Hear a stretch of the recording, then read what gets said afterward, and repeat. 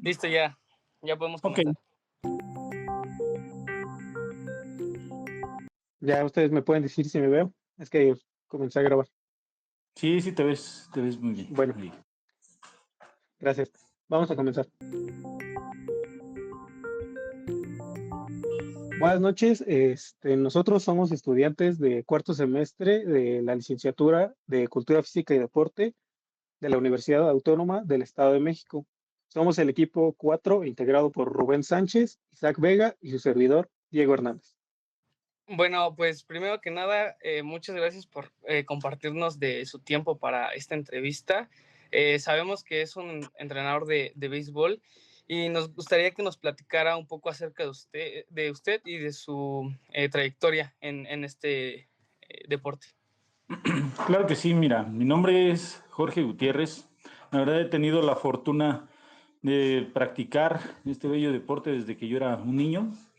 Aproximadamente a los 12 años, 11 años fue cuando yo comencé con este deporte. Tuve la fortuna gracias a mis padres que me acercaron y gracias a mi abuelo que en algún momento jugó béisbol y pues obviamente seguimos sus pasos. Cuando yo iba en la universidad, aproximadamente en el séptimo semestre, pertenecía al equipo de la selección de béisbol de la universidad y por alguna razón el entrenador tuvo que desistir del puesto. Mi entrenador en ese momento tuvo que desistir del puesto y pues teníamos esa vacante. Eh, Tenía a mi cargo a muchos de mis compañeros, porque en realidad eran mis compañeros, pero pues gracias al apoyo de ellos fue que pude tener la oportunidad de empezar a dirigir el equipo de béisbol desde el año 2009. Nos encontramos al frente de la selección de béisbol. Han pasado muchas generaciones, han pasado muchos jóvenes que se han interesado pues en el béisbol y que han representado a la universidad de manera eh, pues buena. La verdad es que a pesar de las muchas dificultades que existen para practicar el béisbol en nuestra zona, hemos tenido la fortuna de que siempre nuestro equipo está presente en los torneos estatales, regionales, incluso nacionales.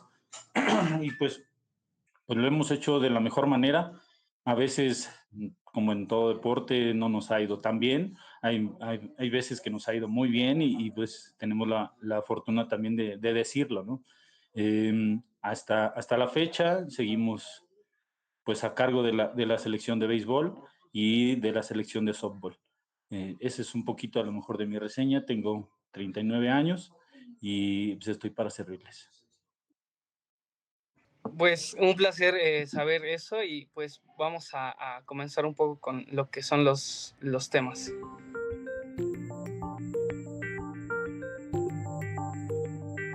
Bueno, primero que nada vamos a hablar sobre, bueno, en general, el reglamento. Sabemos que este deporte tiene un conjunto de reglas que gobiernan desde el juego en sí hasta la conducta de los jugadores y los entrenadores. Conocerlas a fondo, pues para practicarlo es esencial para el rendimiento de cualquier jugador y el equipo. Le voy a realizar una serie de preguntas.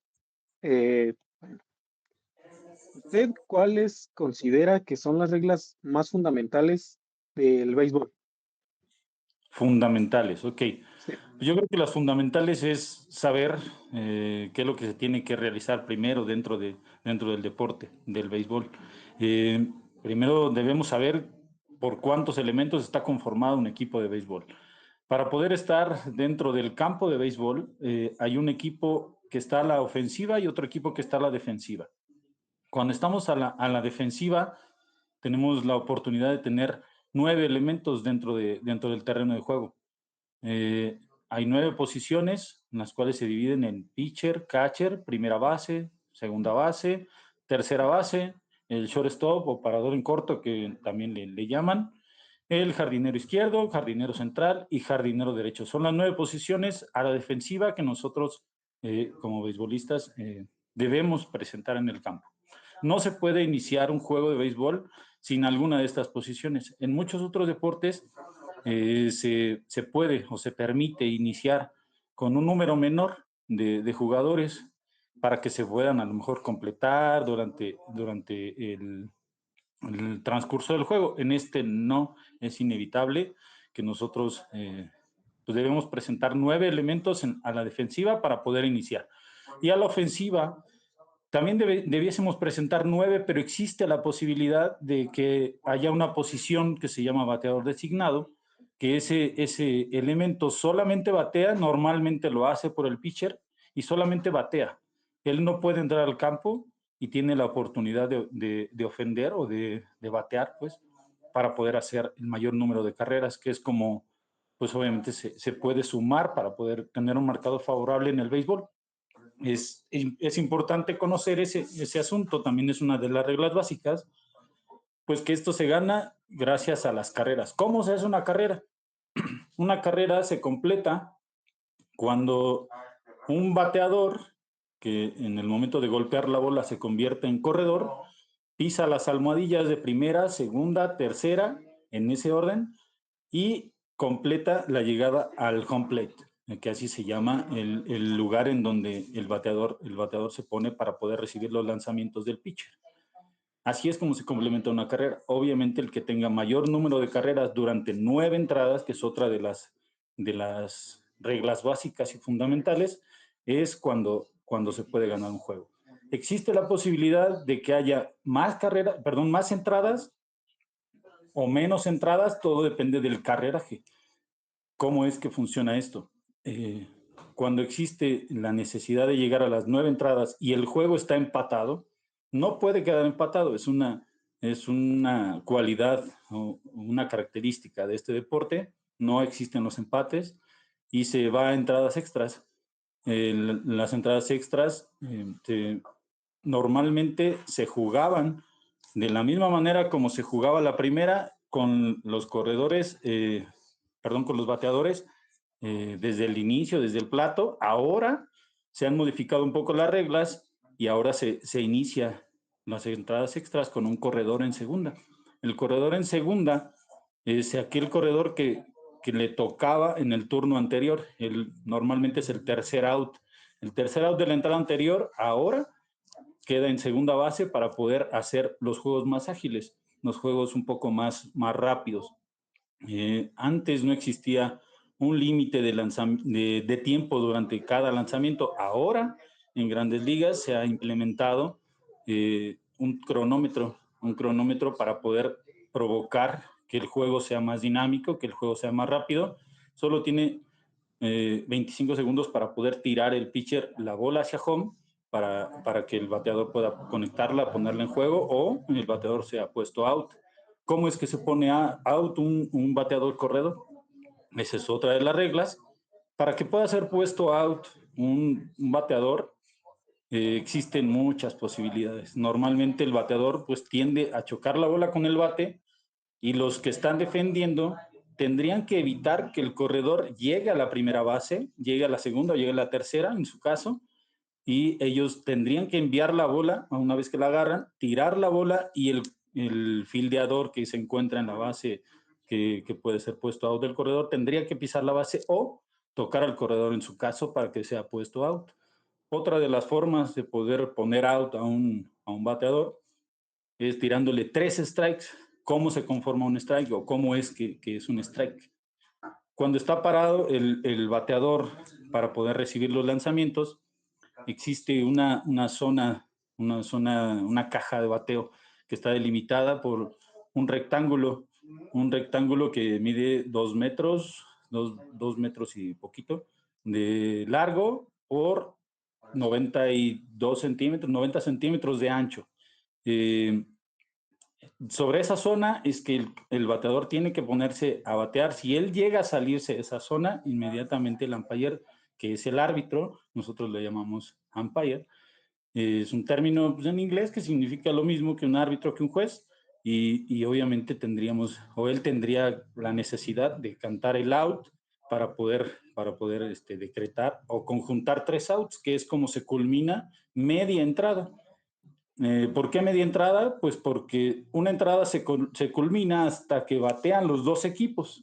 Ambos equipos tendrían que batear para poder culminar una entrada. Así es como se completa una y tendríamos que llegar hasta 9 y en dado caso de que se necesiten más, pues pueden ser aún más. Esas son a lo mejor unas reglas básicas. Una de las cosas o también importante mencionar es que el pitcher tendría que pasar el lanzamiento arriba del pentágono, que es llamado home plate, a la altura de a la altura baja de la rodilla, a lo mejor 5 centímetros abajo de la rodilla, y hasta aproximadamente al pecho, que es la altura de las letras del uniforme. Normalmente los uniformes de béisbol tienen letras que distinguen obviamente el nombre del equipo, y esa es una de las medidas que normalmente se tienden a marcar como strike. Las bolas son aquellas pelotas lanzadas por el pitcher que no pasan en esa altura ni en el ancho del home. El ancho del home es el que delimita también si la bola está afuera o está muy adentro, y pues obviamente pudiese decretar el umpire de acuerdo a su criterio. Si la bola pasó por ahí, es strike. Si no pasa por esa zona, simplemente es una bola. Después de 4 bolas, el corredor tiene derecho a una base o a la primera base. Así es como, a lo mejor las reglas básicas. Existe también una característica, pues, o otra cosa que puede suceder. Cada vez que el corredor o el bateador conecta la bola con el bate y la bola pasa a los fildeadores y él puede llegar a primera, se decreta como un hit, así se llama el batazo que nadie puede agarrar, o que a lo mejor lo agarran, pero el corredor tiene la oportunidad de llegar sin ser puesto out a la primera base. Ese es un hit, y esa es a lo mejor una de las cosas más importantes dentro del béisbol.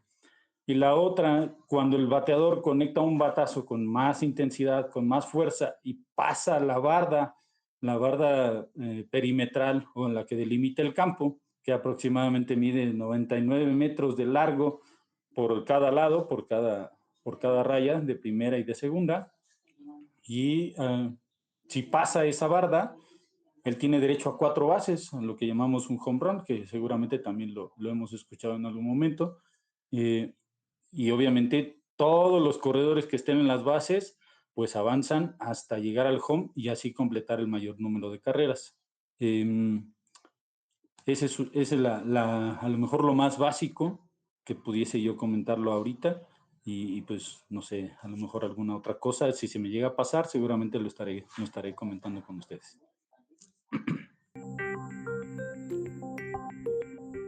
Muy interesante, Jorge. Dentro de lo que comentaste, nos respondiste a otra pregunta, que es de cómo afectan las reglas a la estrategia y el ritmo del juego, que nos dijiste que, bueno, en estos tiempos que se implementó como un límite de tiempo para que el pitcher lance la bola y que no se extienda tanto el tiempo de juego. Es algo que nos respondiste y te agradecemos.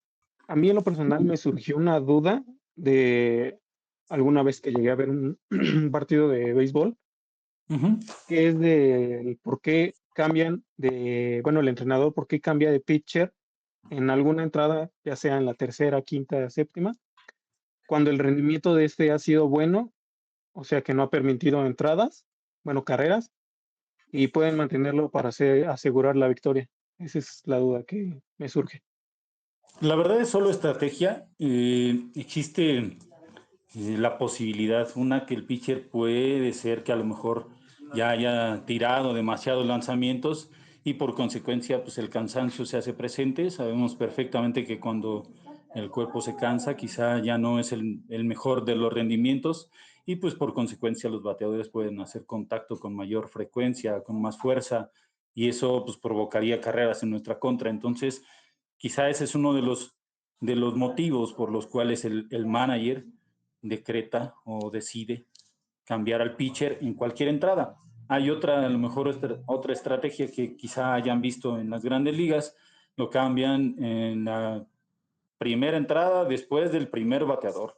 Resulta pues que puede existir la posibilidad de que por estadística Normalmente este juego se rige mucho por las estadísticas. Los pitchers derechos tienden a dominar más fácil o hacer que los batazos de los bateadores derechos sean más atrapables o con menos fuerza. Pitcher derecho con bateador derecho tiende a ganar un pitcher. Pitcher derecho con un bateador zurdo tiende a ganar un bateador zurdo. Entonces, eso puede ser también una estrategia pues, del manager de cambiarlo para poder enfrentar a un bateador derecho. Imaginemos que está pichando un zurdo y viene un bateador derecho. Yo quizás si el juego lo tengo apretado, está cerrado, está muy bueno, entonces pues valdría la pena a lo mejor intentar dominar al bateador derecho con un pitcher derecho. Saco al zurdo, meto al derecho, domino más fácil al bateador y obviamente saco los 3 outs, que esa es otra de las cosas que quizás se me había pasado a comentar. Para que nosotros podamos completar la media entrada, hay que completar 3 outs. Después de 3 outs, se completa media entrada y obviamente el equipo que estaba ofendiendo viene a defender y viceversa. El que estaba defendiendo viene a batear. Comentaste algo muy importante sobre en cuestión de motricidad, hablaste de los bateadores derechos e izquierdos y sabemos que el béisbol es un deporte que exige un alto nivel de coordinación, precisión y control motor.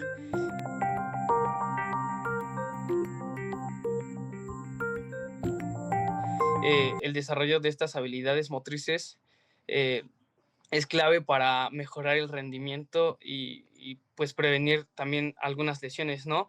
¿Cuáles considera que son las habilidades más importantes que un jugador de béisbol debe desarrollar para poder rendir bien en este deporte? Considero la fuerza es primordial. Existen varias variantes en cuanto a la fuerza, pero la fuerza es primordial. Si un bateador o un pitcher o cualquier jugador de béisbol no tiene la fuerza suficiente, pues seguramente podría venir una lesión, podría no tener el mejor de los rendimientos, pero siempre va acompañado por la flexibilidad. Una de las características importantes es la flexibilidad. La verdad es que si cualquiera de los jugadores de béisbol no es lo suficientemente flexible y tiene la fuerza, seguramente habrá una lesión segura después de un tiempo, después de los movimientos repetitivos.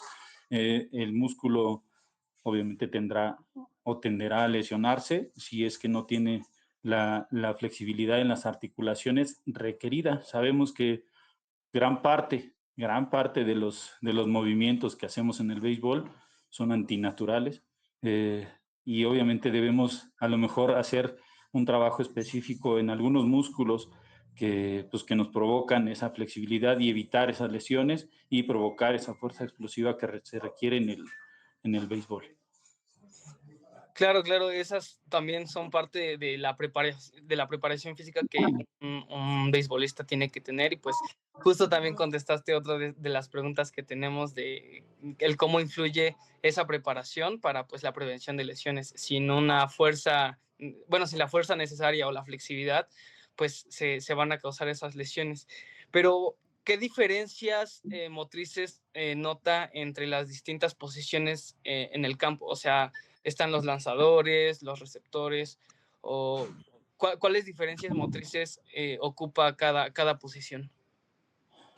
Cada uno de las posiciones, como tú bien dices, tiene características diferentes y especiales.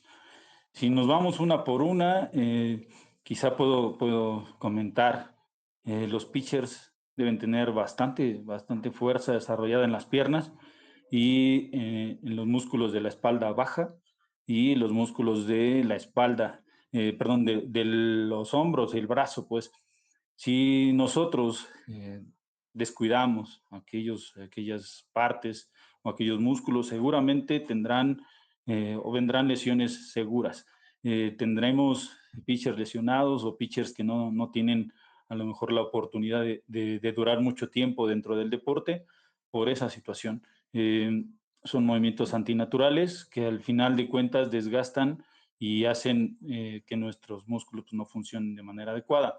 El catcher es una posición también crucial pero es una fuerza diferente la que él aplica. A pesar de que es también muy flexible, él tiene que desarrollar mucha resistencia. ¿Por qué? Pues porque está en una posición bastante incómoda durante alrededor de 3 horas de juego, que es un promedio de lo que dura un partido, y pues creo que debería desarrollar o debe desarrollar esas cualidades. Eh, en cuestión de el parado en corto, el segunda base, el tercera base, son jugadores mucho más rápidos, son jugadores más hábiles, que tienen oportunidad de lanzar fuerte también y son bastante flexibles, pero son mucho más rápidos. Son jugadores más rápidos, que son más explosivos, que son más dinámicos y pues tienen la posibilidad de desarrollar ese tipo de fuerza.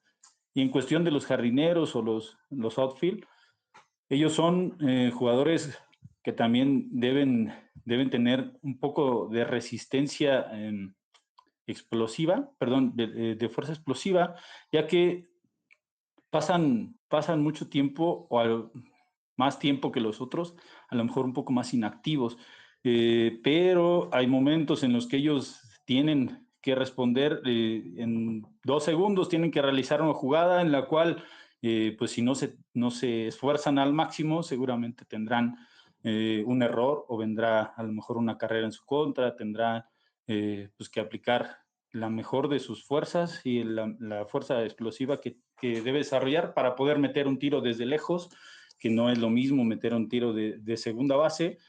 El segunda base tira alrededor de 20 metros cada vez que recibe la bola, y el outfield, el jardinero, tira alrededor de 50 metros cada vez que recibe la bola. Entonces, eso es lo que, las características a lo mejor o diferencias que existen entre cada posición. Muy bien, bueno, de lo que hemos estado hablando de este tema, de la preparación física, he escuchado decir a muchas personas que, bueno, he visto a jugadores que, bueno, tienen una masa muscular, bueno, grasa, pues, o sea, que están gordos. Y a lo que quiero llegar es, ¿por qué dicen que este deporte es para gordos? Que es algo que no se me hace correcto. La verdad es que esto es más que a lo mejor un estereotipo que se hizo desde hace muchos años, cuando en las épocas de Babe Ruth y más o menos en esos años, pues lo jugaban personas que tenían quizá un poco de obesidad, porque era un deporte en el que no tenías que correr con tanta frecuencia, que tenías un poco más de tiempo a lo mejor para poder estar dentro del campo y no tenías que esforzarte todo el tiempo, que no es un deporte aeróbico, y pues obviamente eso provocaba a lo mejor que ese mito o provocó que ese mito siguiera. La verdad es que ahora no hay, no hay tipos que estén gordos dentro del béisbol. Están muy fuertes, eso sí, son tipos muy fuertes que quizá la masa muscular que ellos tienen provoca que quizás se vean así gordos, pero estoy seguro porque he preparado a varios pues que están demasiado fuertes y las actividades físicas que hacen son también muy demandantes. Ellos también hacen actividad aeróbica intensa para poder estar en una forma física correcta, y obviamente tienen solamente ese mito cargados los beisbolistas. Ahora no es un deporte de gordos, es un deporte quizá de monstruos, porque están gigantes, están muy fuertes y obviamente tenemos nada más cargando en la espalda pues, ese mito, ¿no? Claro, y tocó un tema muy importante sobre pues la resistencia, la fuerza, la velocidad que tienen los deportistas, que pues estas son capacidades condicionales y que tienen también mucho que ver con pues las diferencias motrices de las que ya habíamos hablado, que, que pues son importantes no solo en el béisbol, sabemos que en la mayoría y tal vez en casi todos los deportes, pero ¿cuáles son las mmm, capacidades que tal vez tengan un poco menos de peso que otras? O sea, a lo mejor todas se ocupan, pero a lo mejor en unas posiciones se ocupan unas menos que otras. Yo creo que a lo mejor la resistencia es un poco menos, sí, pero sin duda se ocupa. A lo mejor yo no la considero menos importante, pero quizá las otras se ocupan un poco más la velocidad, la fuerza son indispensables para poder jugar este deporte. Eh, la resistencia por el tiempo que nosotros permanecemos dentro del campo, por el tiempo que requiere en un juego de béisbol, por el esfuerzo que se hace durante todo ese tiempo, se aplica, pero considero aún más importantes pues, la velocidad y la fuerza, ¿no? Que son también esas capacidades que no podemos olvidar y que son primordiales dentro del béisbol. Pues, aparte de esas dos capacidades, también tenemos la flexibilidad que nos comentaba anteriormente que la flexibilidad bueno, le ayudan a los deportistas a prevenir lesiones dentro del campo. ¿Cómo entrena a los deportistas a la hora de la flexibilidad? Ya que, como lo comentaba, aparte de ser flexibles, deben de tener mucha fuerza en el cuerpo. A veces como que se contradicen ciertas capacidades que si eres fuerte no o se te complica ser flexible. ¿Cómo más o menos entrenan ese aspecto a sus deportistas para, pues sí, para evitar lesiones dentro del campo? Nosotros en cada entrenamiento tenemos, como pues, supongo que muchos deportes o todos deberían tener dos momentos importantes de flexibilidad. Hacemos un poco, bueno, mucho de flexibilidad al inicio del entrenamiento y al término del entrenamiento, un poquito antes de terminar el entrenamiento, tenemos también ese trabajo de flexibilidad. Por supuesto que hacemos o tratamos de poner flexibles algunos de los músculos que normalmente trabajamos y que quizá en algún otro deporte pues no no se aplica con tanta frecuencia. La flexibilidad en el brazo, la flexibilidad en las piernas, pues normalmente lo trabajan, pero en el brazo pues casi no. Y nosotros hacemos todo el tiempo flexibilidad en el brazo en todos de todos los colores y sabores que puedan imaginar para poder tener posibilidad de que ese brazo esté sano y que pueda durar durante un muy buen rato en posiciones anormales, porque pues así es, o antinaturales, pero pues tenemos que hacerlo flexible de esa manera. Nosotros tenemos que trabajarlo 2 veces por entrenamiento, o normalmente lo trabajo 2 veces por entrenamiento, pues así es como lo llevo.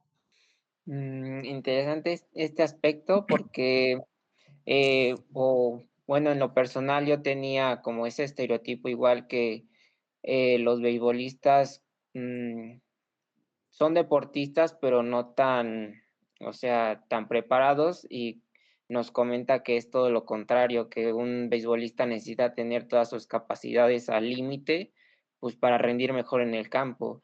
¿Usted qué métodos recomienda para mejorar la potencia en el bateo y así en el lanzamiento a la hora de un partido? Métodos de entrenamiento. La verdad es que pues sin duda las pesas nos han ayudado para poder obtener fuerza, pero el método de autocargas yo lo aplico mucho para evitar algún peso en exceso y poder dominar nuestro cuerpo como debe ser, para poder obviamente pues mover ese bate y pues, poder controlar todo nuestro peso de manera adecuada y poder provocar que entonces nuestros batazos salgan con intensidad. Eh, hay muchos métodos. Yo en lo personal, utilizo algunas bolas medicinales con ciertos ejercicios o determinados ejercicios para poder provocar que esa fuerza se desarrolle de acuerdo al movimiento que nosotros hacemos en el bateo, en el fildeo y en el tiro. Esos son métodos que normalmente ocupo para poder desarrollar fuerza y esa fuerza explosiva que se requiere. Bueno, por ejemplo, nos comenta que ya tiene un periodo largo entrenando, siendo entrenador de béisbol. ¿Cómo es esa adaptación que tiene usted a la hora de recibir jugadores nuevos que a lo mejor no tienen un desarrollo tan avanzado como los que está entrenando actualmente, que llega una persona que ya sea le falta fuerza o no tiene mucha flexibilidad? ¿Cómo es que usted se adapta a los entrenamientos para que igual lo lleve a su máximo rendimiento a la hora de un partido? La verdad es que sí es muy complicado porque pues valdría la pena a lo mejor tener más coaches, dividir el grupo para poder trabajar de manera específica en cada posición, para trabajar de manera específica con cada grupo de deportistas que quizá, como tú comentas, no tienen las mismas capacidades desarrolladas. Hay algunos pues, que llegan quizás sin saber absolutamente nada y que de hecho se les complica hasta a lo mejor correr.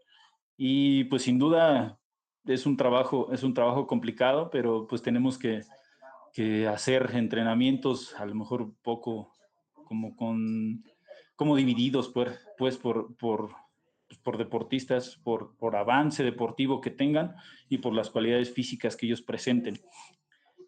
Una vez que ellos adquieren esas capacidades físicas que se trabajan a diario, pues obviamente podemos incluirnos poco a poco, los puedo incluir poco a poco dentro de los entrenamientos con los jugadores que ya tienen a lo mejor más desarrolladas esas capacidades y pues obviamente integrarlos a lo mejor al equipo selectivo.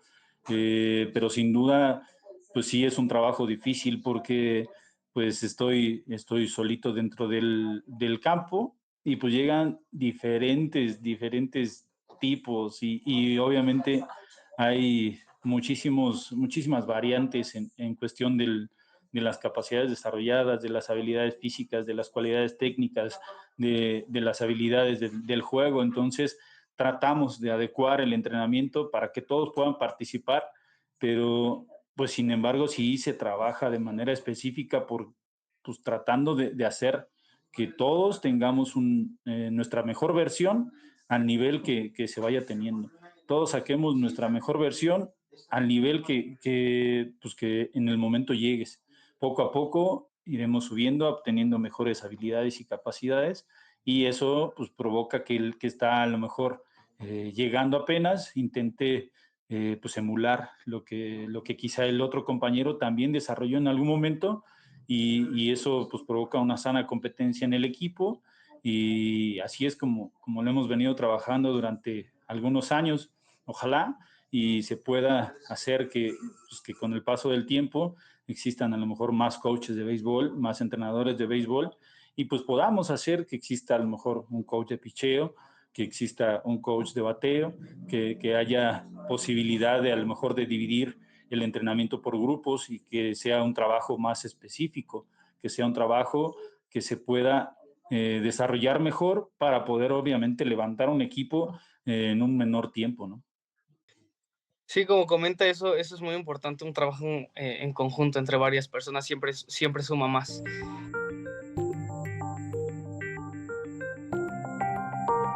Y hablando de ese aprendizaje que le da a los nuevos jóvenes que le llegan, hay un tema muy interesante que es la transferencia del aprendizaje motriz, que pues básicamente hay distintos, ¿no? Hay distintos de transferencia. Una está la transferencia positiva, que pues son movimientos que favorecen o tal vez digamos ejercicios que favorecen el aprendizaje.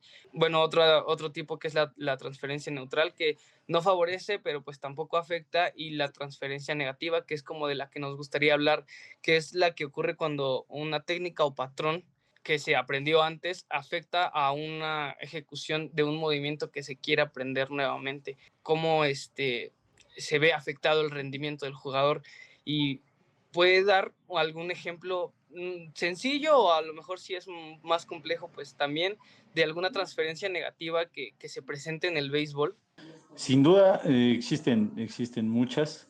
Eh, Normalmente, la gran mayoría que se llega a acercar al deporte del béisbol, en algún momento de su vida lo vieron o lo practicaron con el abuelo, con el papá, con el tío, pero sin duda no tuvieron a lo mejor la mejor de las técnicas para poder aprenderla, y pues eso afecta completamente al buen desarrollo a lo mejor del deporte. Cuando nosotros, o cuando yo veo que alguno de los chicos está en ese momento, tratamos pues de regresar al punto, regresar el cassette y comenzar pues con ejercicios básicos y gestos técnicos simples para poder corregir quizá lo que en algún momento se había aprendido de una manera negativa. Cuando nosotros regresamos el cassette y hacemos esos gestos motores sencillos y básicos, nuestro cuerpo comienza otra vez a recibirlos, a recibir ese estímulo, y sin duda se corrigen, pero pues no es tan, a lo mejor tan rápido. Eh, es difícil dejar como un mal vicio, como un mal movimiento, porque así nos sentimos cómodos, porque nuestra comodidad se ve afectada, y cuando nosotros nos sacan de esa zona de confort, pues seguramente nos cuesta. Entonces, sin duda los que salen de ese momento, pues son los chicos que van a entrenar diario, que hacen el trabajo diario y que a base de movimientos repetitivos lo aprenden, y obviamente desarrollan esa habilidad, esa capacidad. Cuesta, cuesta mucho trabajo quitar movimientos anormales que no están bien hechos, y pues tenemos que provocar que se hagan bien para que evitemos lesiones, para que pueda tener un mejor rendimiento y para que pueda, pues obviamente el equipo tener más fortaleza o más habilidades en cuestión de conjunto, ¿no? Sí, más que nada es adaptarse, bueno, la adaptación del jugador a la hora de practicar otro deporte. Por ejemplo, no sé, el pitcher lanza o había entrenado fútbol americano, por ejemplo, y obviamente el balón tiene características diferentes y a la hora de lanzarlo es de un modo, pero ahora se pasa al béisbol y agarra una pelota pequeña y la tiene que lanzar. ¿Cómo es ese cambio? Nos platica que inicia desde cero otra vez todo el- la enseñanza que pasa el deportista, pero hay veces que puede ayudar ese movimiento o simplemente inicia de cero para otra vez mostrarle cómo es el lanzamiento específico. Sí puede ayudar, por supuesto que ayuda. Pusiste el ejemplo de un jugador pues, que practica fútbol americano y hace lanzamientos con un balón de fútbol americano. Es similar el movimiento que se realiza cuando un beisbolista lanza una pelota. Sin embargo, pues normalmente el beisbolista tira un balón de americano y tiende a supinar un poco más la mano, y el balón gira, o el brazo, perdón, y el balón gira pues como un bolillo. Entonces tenemos que evitar que ese movimiento se realice, y viceversa, pues cuando un jugador de fútbol americano tiende a tirar una pelota de béisbol, se hace una, una pronación diferente del brazo, y eso va a provocar que se desgaste o que reciba más impacto el codo. Eh, entonces necesitamos tratar de corregir con movimientos sencillos. Sí, claro que ayuda porque ya tiene un avance en la cuestión motriz o bueno, el movimiento del brazo, pero sí regresamos un poquito para poder obviamente sacar o escarbar un poco en lo que ya aprendió, pues para que pueda ahora aprender en lo que está, que es el béisbol. La pronación y la supinación del brazo no es, se puede parecer, pero no es la misma, y entonces provoca que la pelota gire de una manera distinta, y entonces los lanzamientos ya no son adecuados. Hay eh, muchas lesiones en el codo, y cuando existe la lesión en el codo, pues entonces va a haber dolor y seguramente ya no va a practicar de una manera adecuada el deporte. Tratamos de regresar, escarbar un poco en todo lo que él ha aprendido, y pues adaptar o adecuar su movimiento que ya tiene para poderlo no sacar de su zona de confort al 100%, pero sí que, pues, que aprenda un movimiento diferente para que pueda hacer o tener un mejor rendimiento. Pues sí, como comenta, cada deporte requiere, requiere capacidades específicas, movimientos específicos, que a lo mejor cambiar de un deporte a otro afecta, no tan fuerte, pero sí tiene como un retraso hacer un cambio de otros, como comenta, salir de la zona de confort. ¿Usted toma alguna medida para ayudar al entrenado, evitando la transferencia negativa o simplemente lo estudia y va sacando los movimientos que requiere para mejorar en esos aspectos? Estaría perfecto poder tener un análisis biomecánico de cada uno de ellos y hacer que ese análisis biomecánico sea el más adecuado para cada uno. Por desgracia, pues no contamos con los aparatos a lo mejor necesarios o los que se ocupan de manera adecuada para poder tener ese análisis.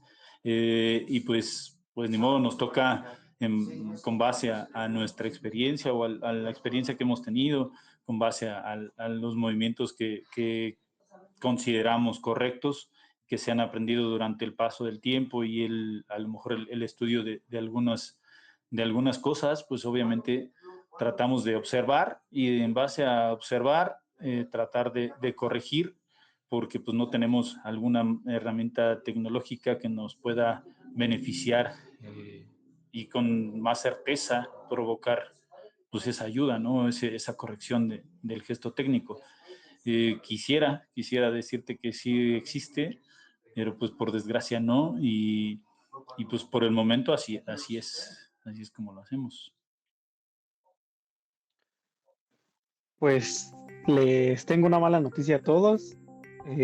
Lamentablemente se nos acabó el tiempo, pero de mi parte fue muy grato escucharlo, de toda la trayectoria que tiene, que lleva y que va a seguir teniendo. Y queremos agradecerle por compartir su tiempo, el conocimiento y la experiencia que tiene con este deporte, con nosotros y con los compañeros de la licenciatura, porque, bueno, esta entrevista la vamos a compartir en nuestro grupo para que, pues, se lleven algo de alguien que está experimentado en este deporte. Para culminar, ¿le gustaría agregar algo más antes de despedirnos? Claro que sí, pues obviamente agradecerles y felicitarlos porque están estudiando esta licenciatura, como bien lo mencioné a cada uno de ustedes en el inicio. Necesitamos muchos cultores físicos para que pueda cambiar nuestros hábitos, para que se pueda entender la actividad física de manera adecuada dentro de nuestro país y dentro de todo el mundo, pues. Ojalá ustedes, con la preparación que tienen y van a tener y la experiencia que van a adquirir, tengamos la oportunidad de vernos dentro del campo, dentro del terreno, y pues obviamente poder hacer ese trabajo en equipo que se mencionó. Y además de todo, pues invitarlos a que en algún momento de la vida pues practiquen o intenten practicar el béisbol. Seguramente les dejará una experiencia gratificante y enriquecedora, y por supuesto que van a aprender muchísimas cosas que quizá en algún momento a mí me pasó y no conocía y creía que sabía, y a pesar de que la había estudiado, pues me faltaba demasiado y me sigue faltando demasiado. No dejen de prepararse nunca, hagan que las cosas sucedan y no dejen de siempre insistir en que las cosas con preparación y con un esfuerzo como lo están haciendo ustedes, seguramente se les va a recompensar y les va a salir muy bien. Pues muchas felicidades y muchas gracias por también su tiempo, y pues nada más. Pues sí, muchas gracias, entrenador. Como dice, ojalá nos veamos pronto por allá en el campo practicando béisbol, y también la invitación para todos los estudiantes de la licenciatura que se animen a practicar el béisbol, ya que, como nos explicó desde el principio, es un deporte muy bonito, que requiere de un deportista fuerte, flexible, resistente, con mucha velocidad, y que no es el deporte que a lo mejor nosotros teníamos o considerábamos que era como bajo, sino que es un deporte extraordinario y que pues gracias a personas como usted lleva este deporte de la universidad a, no sé, grandes logros, como dice. Es un deporte muy bonito y muchas gracias por su tiempo, por compartirnos su experiencia, su conocimiento acerca de este deporte, y pues esperemos vernos pronto dentro del campo. Muchas gracias por todo, entrenador Jorge.